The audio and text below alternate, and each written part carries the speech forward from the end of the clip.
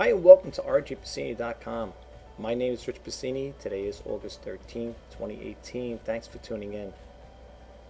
For those who are new to my channel, I like to help, inspire, and share information with people, and hoping by helping and inspiring and sharing people, hope you can get something or get a takeaway from these videos. The reason why I made this channel, folks, is to share things of interest that I think may be of interest to you, and I cover different topics, basically e-commerce, but for the most part, I like to cover other topics outside of e-commerce, eBay, Amazon, Etsy, whatever it may be. I like to talk about different things, kind of keep this channel fresh.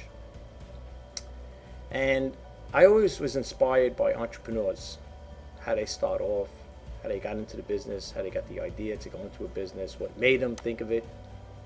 And there was a story posted on my Facebook, business, the eBay Top Rate Sellers group, and it's about a 7-year-old. And I'm gonna play that clip. But today's topic is you're never too young to start a business. And this first story is a video of this kid. It's only 60 seconds, I believe, or probably a minute long, a little over a minute. But it gives you a brief overlay on a kid of how a 7-year-old. Now you might say, well, some kids get their inspiration from their parents, of course. It's this young child and boy has gone to the recycling business. I know it sounds crazy, right? A 7-year-old kid, but I'm not sure his parents taught him, which is good. A kid today, a child is never too young to learn. That's how it is. That's how I look at it. My daughters, when they came to an understanding age, same age as that child, I would teach my kids things too. Certain things about everyday life, chores, responsibilities, and stuff like that. But I found this story kind of captivating in the sense that it reminded me kind of like it brought me back to like my childhood youth. When I was young, one of my first businesses was a lemonade stand. Everybody had a lemonade stand. Well, I can't say everybody, but I know I did. And there were quite a few kids around the neighborhood, I guess, after they see me with my little lemonade stand there. My dad helped me make it, put a little sign there, lemonade and stuff. And I was always into that type of thing, I mean, to be honest with you, I always was into selling, retail. And be it a lemonade stand. I used to sell the newspapers when I was a young kid. When I was a teenager, I started selling newspapers. And one of my first jobs I got when I was in high school, I was working, going to high school and school at the same time. But I worked one of my jobs was working in King George. That was my first job, was a dishwasher. But my parents brought me up from humble beginnings. And their thing is that if you want things in life, you got to work for it, and that's how I grew up, and that's why when I went to school, I was going to school full time, and after school, I would come home, eat dinner, do my homework, and then go rush off to my job. It's a part-time job, but it gave me the responsibility to put money in my pocket. So a lot of people may say, well, you were a teenager then, but hey, you got to start learning about the value of money. You got to respect it. You got to know how to invest it. And to be honest with you, a child is never too young to learn. Today, if you want to get your child into, having an account or teach them about credit cards, I deal with the credit union out here, and I live in Long Island, New York, and they have what they call a secure MasterCard, and I think the kid's got to be at least 15 years old, I believe. Don't quote me on that. I don't know if things have changed. My daughters now are older now; they're in their 20s. But and you would start the secure MasterCard with $250 of your own personal money, and the purpose behind it is to teach your children or your young teenagers at that time that if they do go out and spend money, when the bills come in, they make that monthly payment, but it's their money. But if you pay it off in full, the minimum payment is $15 if you did it on revolving credit. But if you did pay it off in full, you don't have to worry about any accruing in interest. I think the interest is ridiculous on anyway. Basically, you're paying yourself back with interest, so it's kind of like keep you in check. So in other words, if you're spending, you only got a $250 credit line, But by spending, by building up, your credit with the credit bureaus and stuff like that, that's the best way to start. So yes, businesses, ideas, and stuff like that do stem from the parents. It all comes, from you, the mom and dad, how you teach your kids, how you bring them up. But anyway, I'm going to play this clip about this 7-year-old, and check it out. And then we're just going to go into another website. CNBC put it out. And it's about 8 young entrepreneurs. And I'm just going to go over a little with it, and hopefully not going to keep this video too long, because I would like to try to do the reseller news today. I wasn't able to do the reseller news weekends yesterday. I mean, I really feel bad about that. I had some personal things to take care of, and I just didn't have the time. Made a couple sales over the weekend, nothing to write home about. Same thing as last week, I think it was. I only had 2 sales. It's an up and down business, this type of business with reselling, but that's not what I'm all about. That's not what this video is all about. It's about young entrepreneurs. So without further ado, I'm going to bump out of here. First, I'm going to play that video. Then I'm going to come back, and we're going to talk about this other stuff here. So stick around. It's coming up. Thanks. 5 cents, 5 cents, 10 cents. My name is Ryan Hickman. I'm 7 years old, and I'm the president of Lions Recycling Company. I've been recycling since I was 3.5 years old. I get my recycling from my neighbors and my customers. Oh, thank you. I recycled 200,000 cans and bottles. I made about $21,000.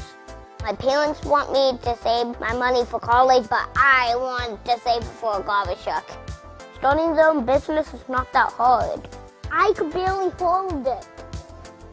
What I'm doing keeps bottles and cans out of the ocean. That helps the environment. I think more young people like me should start recycling. If you are recycling, just keep up the good work. Okay, I hope you found that video, kind of, got your mind going there to show you how a young entrepreneur like that has the idea of coming up with a little recycling business. And I like the part where he says he wants to save his money to buy a garbage truck. I think it's pretty cute. I like the idea, but I like the idea he's driving around his little four-wheeler there, whatever, collecting cans from his neighbors and stuff. And it's pretty cool that a little 7-year-old kid was able to make $21,000. That's pretty good. I think it's really good for a kid that young. I know there's other children out there, other stories. That's what I'm going to share with you now. We're going to bump out of the screen, but I think it's pretty good. I think it's a nice start. How the little kid there, what he said, he did over 200,000.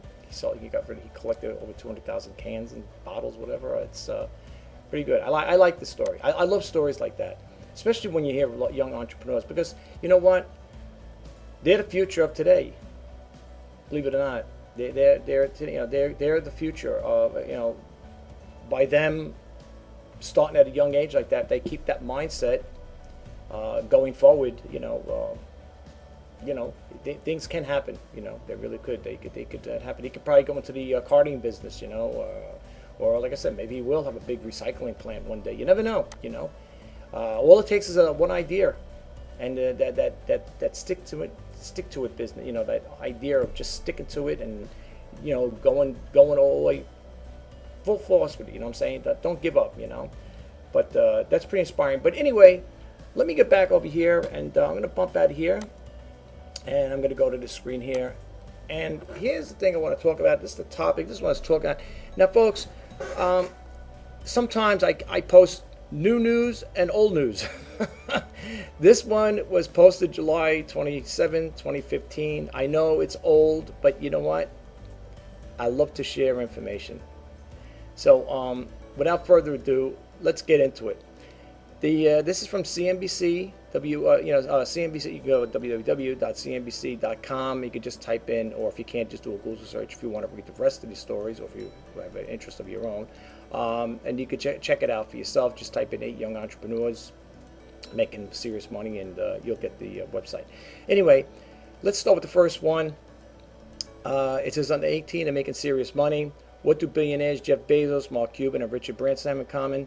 They started their first business before graduating high school. Stories of 20-somethings launching startups from their dorm rooms to pop up everywhere. But it seems the entrepreneurs are getting even younger.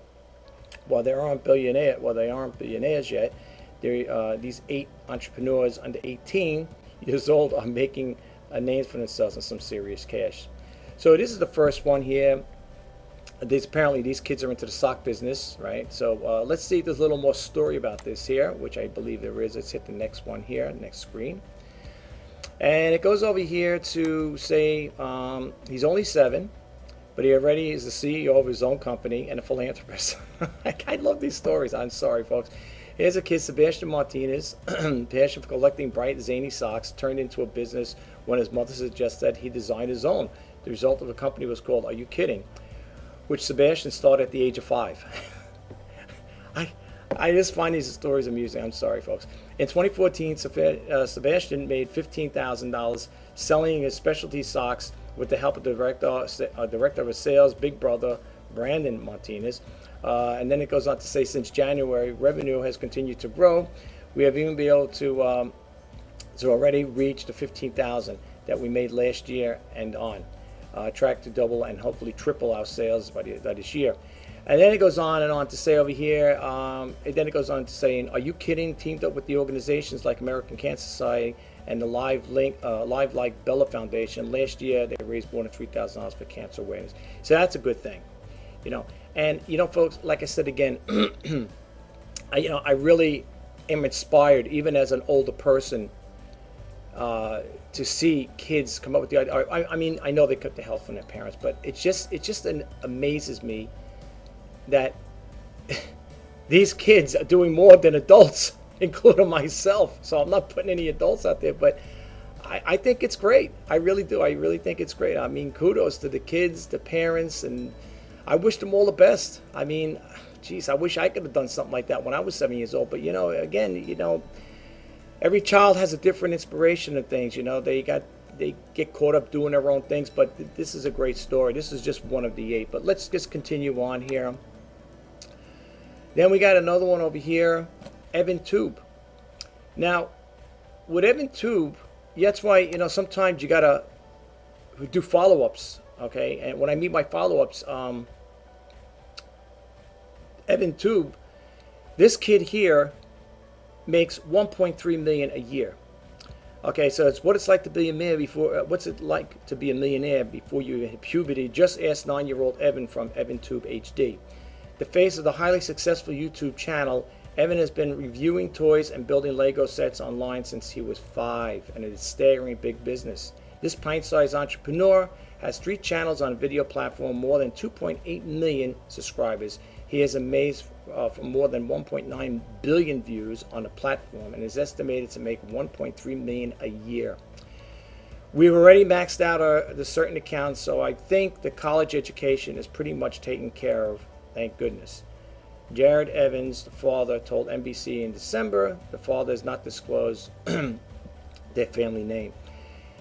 Anyway, going forward, the number from his subscriber base, right? It says over here, channels are more than 2.8 million subscribers. If you look over here, if you go to EvanTube now, look down below, his subscriber base jumped to 5.6 million. Okay, there you go. This is just one of many. There are other kids out there making plenty of cash off of YouTube as well. But here's just one of many, like I said. Let's move right along. And kudos to you, Evan. I wish you all the best. Doing really good. The next one here coming up is Alina Morse. She's a 9-year-old entrepreneur. Alina had made a pretty sweet idea in 2014, creating a sugar-free lollipop that tastes good as for you, and it is good for you. It says with a little help from her father and a lot of research, Zollipops was born. These clean teeth pops are made from with sweeteners, xylitol, I can't even say the names there, and other natural ingredients that help neutralize acidity in your mouth, so bacteria that causes tooth decay cannot grow. Last year, Alina racked up $70,000 in sales and was featured on the Kids Edition Shark Tank. She's now working to get Zally Pops into the dentist office and schools across America. Good luck to you, Alina. That's a great story. I wish you all the best. There you go, just another success story, right? Let's move right along, folks. Let's see what else we got here. Here's Messiah Bridges. He's another one that appeared on Shark Tank at 13. Messiah Bridges is well on his way to become a fashion mogul. This dapper CEO launched his bow tie business, Moe's Bows, at the age of 9 and catapulted him into spotlight after becoming the youngest entrepreneur to appear on Shark Tank. His company made $350,000 in sales since 2011 and is expected to earn $250,000 in revenue in 2015. His mother manager, Tramika Bridges, told CNBC by email, Bridge collection is sold in shops, boutiques in 6 states and is online, and in his online store. Good luck. That's another great story. I'm sure the list goes on, but I'm just going to pick out, I'm just doing this video here based on these 8, well actually with the little boy in the first one there, 9 entrepreneurs, but this one here is another one. Zachary Weisenthal, web designer and entrepreneur. Zachary Weisenthal made maybe the only 14-year-old. He has already been the driving force behind 2 companies. The young CEO was inspired to launch Zach's Web Design in 2014, and after attending the Entrepreneur Maverick Family Freedom event with his father, Zachary built a customizable website for a variety of businesses, including Keep Punching, a nonprofit brain cancer organization, Rise Ruffery, an all-natural dog biscuit company, Emily Tominkovic Racing, the official website of an up-and-coming female race car driver. The company has generated $15,000 in revenue since its inception. His newest venture is Serpent Skating, and sports merchandising specializing in laser engraved skateboards. The entrepreneur is set to launch a Kickstarter this year. Now, remember, folks, this came out in 2015. So now if you say, well, let's do a follow-up, I wonder how these kids are doing today. That I don't know, but if I do come across that information, folks, I will be more than happy to share it with you. Let's move right along, and good luck to you, Zachary. I don't know how you're doing now today, but I hope you're doing well, and we're wishing you all the best success. Okay, let's move right along. Here's another one, Rachel Zietz. Okay, Gladiator Lacrosse was established in 2013 by then the 13-year-old Rachel Zietz, an entrepreneur and a lacrosse player who found sports equipment too expensive and not particularly durable. After attending a Young Entrepreneurs Academy in Boca Raton, Florida, she pitched the concept to investors and was awarded a $2,700 toward development. She has since created a line of quality, affordable rebounders and practice goals for lacrosse players. In the company's first year, Rachel's company had $200,000 in sales. 2 years later, Gladiator Lacrosse had generated more than $1 million in revenue. Most recently, the young executive was honored as one of the finalists in the Greater Miami Chamber of Commerce in 2015 Entrepreneur Award. Well, great for you, Rachel. It's always good to see people, becoming innovative and making new ideas. That's a good thing. I wish her all the best. Here we have Noah Mintz. It says over here, let me get this here. Let me get this bigger here. It says Noah Mintz as a freshman in high school, and already he's making more money than you do. Thank you. That's true. At 12, she launched Nannies by Noah, a full-service childcare agency. 3 years later, a business service 190 clients in New York City with a network of 150 sitters and nannies. I knew what kids wanted in a nanny, and I had the unique perspective, Noah said in an interview on CBS Squawk Box in February. So I set out with a couple of family friends. Then people thought it was a really good idea to have a kid helping them, and trust in for the brand grew. Noah does not disclose her company's financial information, but she says Nannies by Noah charges a standard 15% of the nanny's initial annual salary. For babysitting services, clients are charged a flat rate of $5 per hour. So good luck to you, Noah. I wish you all the best. And I don't think there's any more. There might be. Let me see. Oh, and we got this one over here. Oh, yes, there is. I think this might be the last one. Let me see here. This thing keeps bumping on me. Yeah, we have over here Stinky Feet Girls. A 1940s inspired apparel and accessories company was founded by Asa Gonzalez at 14. 3 years later, the recent high school graduate is in the process of developing a new clothing line which delves into winter sports and prepping for her freshman year at the University of Denver. Gonzalez, 18, told CNBC she estimates that her company's sales will reach from $7,000 to $10,000 a month with the addition of a new line of apparel. In addition to her business, Gonzalez runs her own charity, She Is Worth It, which is dedicated to fighting sex trafficking of children. A portion of all sales from Stinky Feet Girls goes directly to this organization. Most recently, Gonzalez was honored by the National Federation of Independent Businesses and with Dan Danner Leadership Award for her entrepreneurial efforts. Gonzalez also received $15,000 scholarship for the organization. And I believe that's it, folks. I think that's what we got here. I think this goes into another thing. Okay, so we're going to bump out of this screen here. And I just want to close it out really quick here. I just want to say, for those who are, new to this channel, I hope you got something out of that there. I hope it gave you a little inspiration. A lot of people probably are wondering, why would I put stuff like that out? As you know, like I said, I mean, doing reselling, selling on eBay, Amazon, Etsy, whatever, you believe it or not, by you selling, you are an entrepreneur. Okay, I mean, I know it sounds crazy. People say, "Yeah, how do you look at it as an entrepreneur?" Anything that you're conducting a business, you're a business. If you're exchanging money from something, you're bartering, whatever it is, bartering. Basically, it's like a barter system. But the only thing is, you're not bartering for, you're not trading like I'm trading this stapler for this tape dispenser. We're not doing that. We're doing it with currency. So when you're conducting a business, anything with a transaction where you're making money, you're a business. You're in a business. eBay is a business. I like stories like that. They inspire. Even me as an older person, I get inspired by these young kids starting businesses at this. And the funny thing is, these kids are making more money than adults, than most people I know. I mean, all right, you might say, well, that story was posted in 2015.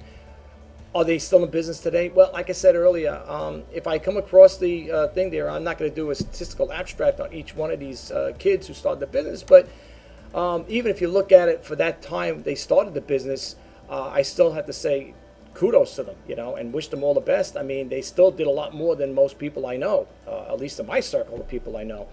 So, people may say, well, maybe a lot of those kids now or whatever that did start these businesses may be out of business. It may be, I don't know, but I don't like to think negative.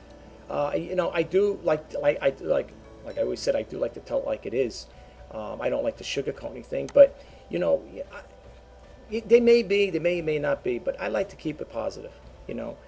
Listen, when you have young minds like that, even like you said, well, they're inspired by their parents. They're getting their inspiration from somebody. It just doesn't come to them like that. But you never know. Kids do follow their parents. They do. They look at their parents as inspiring. They emulate what their parents do. I read a story one time where a father used to always read the New York Times. He's the New York Times or Wall Street Journal. And if I remember that story, I posted it up. I can't remember. I'm recalling it back in my mind back in the day. And this little kid must have been gifted, and he started, I think, if I remember the story right, he started reading the Wall Street Journal. I don't know, 8, 9, or 10 years old, whatever it was. And I guess when you're able to read, learn to read, which kids today are learning to read at early ages, which is good. It's a great thing. Reading is fundamental. It's very important. And I was pretty amazed by that. Because I'm saying to myself, when I was that age, I didn't. Well, first off, my parents, they read the local newspaper and stuff like that. But I don't ever remember, to be honest. I remember the New York Times being in the house, but I don't remember my mom and dad reading the Wall Street Journal. But Apparently, the father must have been, maybe he worked on Wall Street, maybe he was a stockbroker or a trader, who knows? I don't know. But, you know, for young kids who have an interest in that, there's nothing wrong with it, believe me, by far. You know, some people may say, yeah, but, you know, sometimes the parents may coax a kid to, they pressure the kid to, you know, study, get an education, go to school, study, don't hang out with your friends. You know, you got limited when you were young, and when they're little, they have probably, if they do play, they probably have limited play time. It's probably one of those things. You play for an hour with your friends, come home, eat dinner, and then they want you to study, hit those books. There's nothing wrong with, you know, wanting your kids to go to college and get and be educated. Believe me, when my kids were little, me and the wife, the kids had video games, you know, they had PS2, they had the Cube or whatever, Xbox, whatever it was there. And they had limited time to play with it. Growing up in my household, my brother and I, my father was a person that didn't believe, and not saying he was bad, he wasn't a bad person, but he limited TV time, and which is a good thing. His thing was, you know, especially in summertime, when you get school recess, he either wanted you to go out, you know, do yard work, or pick up a book and read, go to the library, pick up a book and read, you know, whatever interest it is, you know. He didn't dictate to you as far as what books to read, but he was always into the learning curve. You know, he always wanted you to learn. I remember growing up watching a lot of documentaries. I love a lot. That's why I like documentaries. I tell you the truth, folks, just to share this with you guys. I am lucky. I watch 5 hours of television a week. Seriously, that's throughout the whole, on Monday through Sunday. I'm lucky I watch 5 hours of television a week. People might say, well, what do you do? How could you not watch TV? You know, don't you want? Well, I'll be honest with you. I spend 99.9% of the time on my computer. I'm doing research. I'm working on my website. I'm creating videos. I'm thinking of new ideas for my videos. And plus, I have other business ideas I'm thinking about.